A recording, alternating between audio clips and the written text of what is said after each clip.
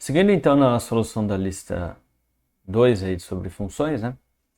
Agora a gente vai falar um pouco sobre, mais especificamente sobre o domínio, né? Então a gente tem aqui o exercício 2, que ele dá diversas funções para a gente e pede para a gente conseguir encontrar qual que é o domínio dessas funções.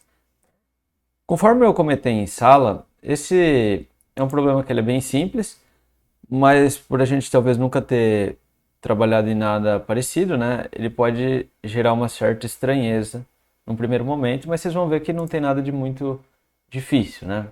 É só pegar o jeito. Bom, então vamos para o exercício A, onde ele pede para a gente encontrar o domínio da função 9x mais 3. Primeiro vamos entender o que essa função está fazendo, pessoal. Essa função ela está pegando um número, que a gente está chamando de x. A primeira operação que ela faz com esse número é multiplicar por 9 e depois soma 3. Então a primeira pergunta que a gente tem que se fazer é: existe algum número que eu não possa multiplicar por 9? Bom, a princípio, se o número existe, né, ele pode ser multiplicado por 9, não tem nenhum problema, né? E aí a segunda pergunta: depois que eu multipliquei ele por 9, tem alguma coisa que me impede de somar 3? Então, a princípio também não, né? Então, assim, eu não desconheço algum número que eu não possa multiplicar por 9 e desconheço também algum número que eu não possa somar 3. Então, na verdade, qualquer número pode ser multiplicado por 9 e qualquer número pode ser somado 3, né? Então, por isso que a gente diz que o domínio dessa função é igual aos números reais.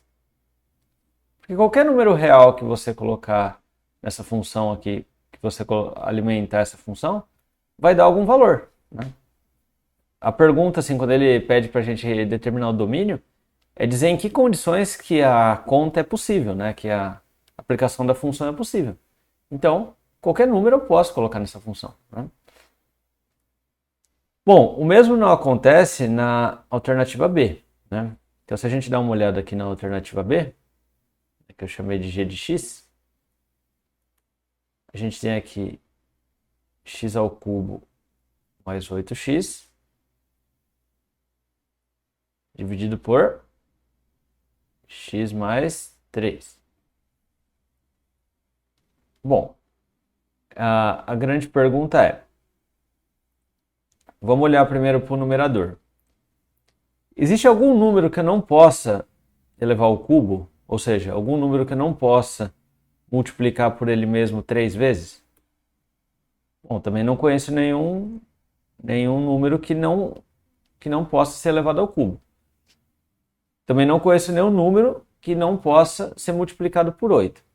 Agora, quando a gente olha aqui para o denominador, tem um pequeno detalhe. O que acontece no caso em que x é igual a menos 3, né? Então, vamos fazer esse caso aqui. Eu vou fazer de preto a função. Opa, mais embaixo para não ficar apertado, né?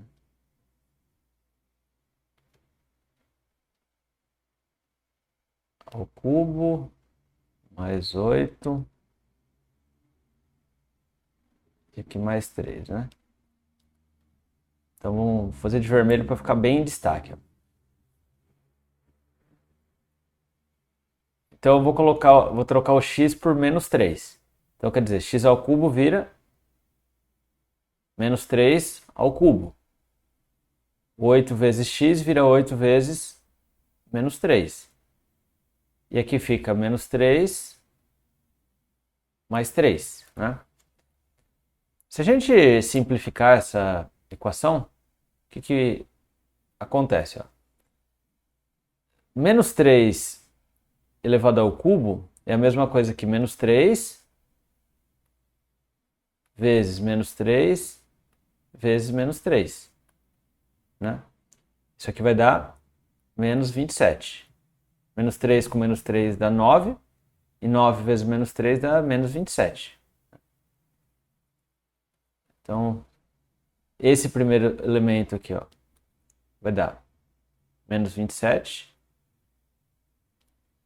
8 vezes menos 3 dá menos 24. Dividido por menos 3 com mais 3 vai dar 0. Então, aqui a gente tem um problema. Aqui a gente tem o que a gente vai chamar de restrição. Tá? Por que a gente tem uma restrição aqui? Não é possível dividir por zero, pessoal. Não existe divisão por zero. Tá? Conforme eu comentei com vocês, a divisão por zero no ensino médio ela ainda não está definida. Né? Porque basicamente, como eu mostrei para vocês em sala, quanto menor é o denominador, maior fica o número. Então, quando a gente divide por zero, é como se a gente estivesse levando o número para o infinito. Ele ia ficar infinitamente grande, né? Então, assim, não é possível dividir por zero. Por isso, esse número aqui não pode ser aplicado na função, porque ele leva a um absurdo aqui. Você não pode dividir por zero. Por isso que o menos 3, ele não pode pertencer ao domínio da função. Então, se a gente olhar aqui o domínio da G, o domínio vai ser igual aos números reais, excluído o menos 3. Tá? Bom, a simbologia correta é colocar essa barra invertida. Você coloca o valor aqui. Mas assim, mais importante do que usar a simbologia correta é entender o que está acontecendo.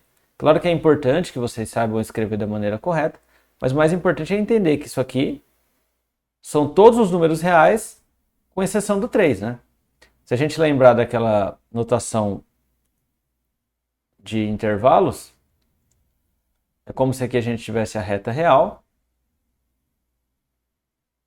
aqui a gente tivesse o 3, né? Ele fosse uma bola aberta.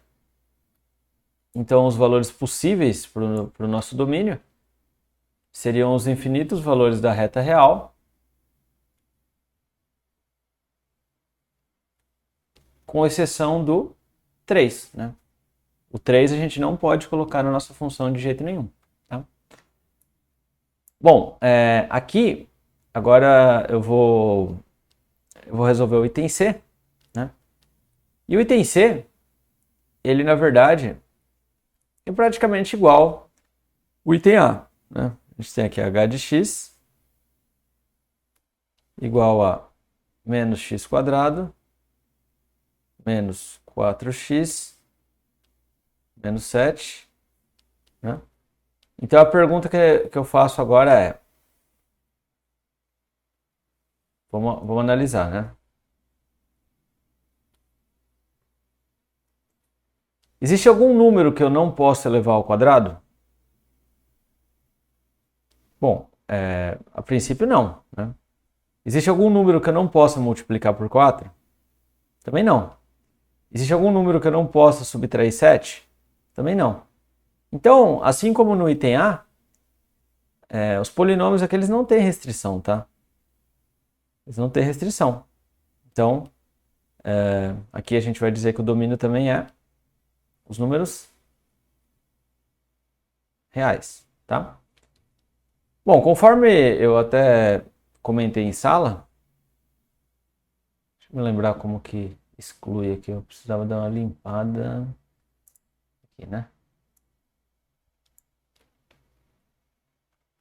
Pronto.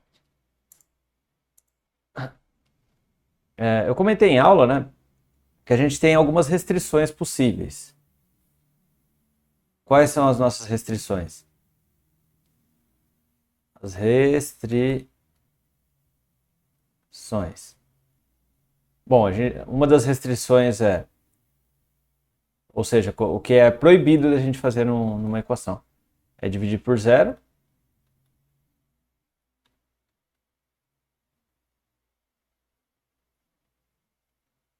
Por zero.